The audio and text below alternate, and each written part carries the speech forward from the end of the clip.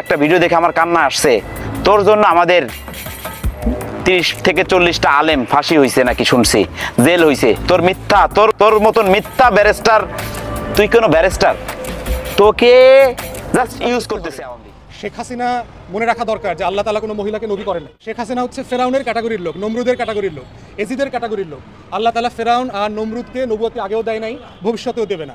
এজিদের নেতৃত্বে যে নৌকা আন্দোলনের নামে যেটা আবার করা হচ্ছে, পড়াশোনার সময় নষ্ট করা, এটারও কোনো যৌক্তিকতা আছে বলে আমি মনে করি না। যেটার যৌক্তিকতা উনি দেখেন না, কেমন করে উনি এটার যৌক্তিকতা দেখেন না, সেটার যৌক্তিকতা আবার আমি দেখি না। একটা চাকরিতে যদি 56%। আসসালামু আলাইকুম দর্শক, দেশ দেশের বাড়ি থেকে যারা এই মুহূর্তে আমার ভিডিওটা ওপেন করেছেন সবাইকে অসংখ্য অসংখ্য ধন্যবাদ।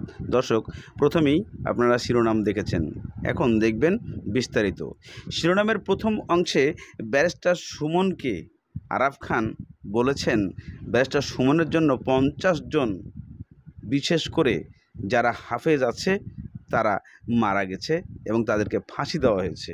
এই কথাটা কতটুকু যুক্তিসঙ্গত যে ইমাম এবং বক্তা এবং বিভিন্ন ইসলামী হুজুর যারা আছেন তাদের মধ্যে 50 জন মারা গেছেন, এটা আদৌ বাংলাদেশের কেউ জানেন কি না আমরা হয়তো এখন পর্যন্ত কেউ জানি না।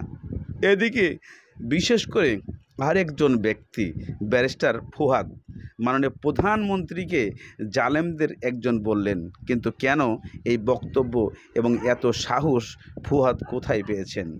এবং কোটা আন্দোলনে একজন ছাত্রী বলেছেন যে মাননীয় প্রধানমন্ত্রী এই কোটা ভিত্তিক যে কথাটা বলেছে যে তার কাছে কোনো প্রকার এটা যুক্তিসঙ্গত না, এবং সেই ছাত্রী বলেছে তার কাছেও সে যুক্তিসঙ্গত এটা মনে করছেন না।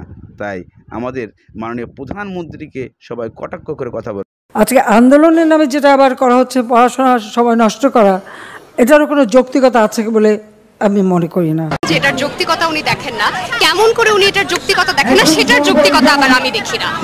একটা চাকরিতে যদি 56% কোটা ভিত্তিতে নিয়োগ দেওয়া হয়, তাহলে 44% থাকে মেধাবীদের জন্য। এটা কেমন করে যৌক্তিক, সত্যি আমার মাথায় খোলায় না।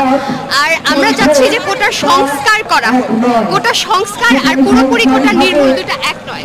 সংবিধানে লেখা আছে যেটা, যে যারা অনগ্রসর জনগোষ্ঠী তাদের জন্য আমরা চাই যে কোটা থাকুক, যেমন প্রতিবন্ধী বা এথনিক মাইনরিটি যারা, তাদের জন্য কোটা থাকুক। কিন্তু মুক্তিযোদ্ধারা তো অবশ্যই অনগ্রসর জনগোষ্ঠীর মাঝে পড়ে না। আমরা চাই সেই কোটাটা না থাকুক, নারী কোটা না থাকুক, জেলা ভিত্তিক কোটা না থাকুক।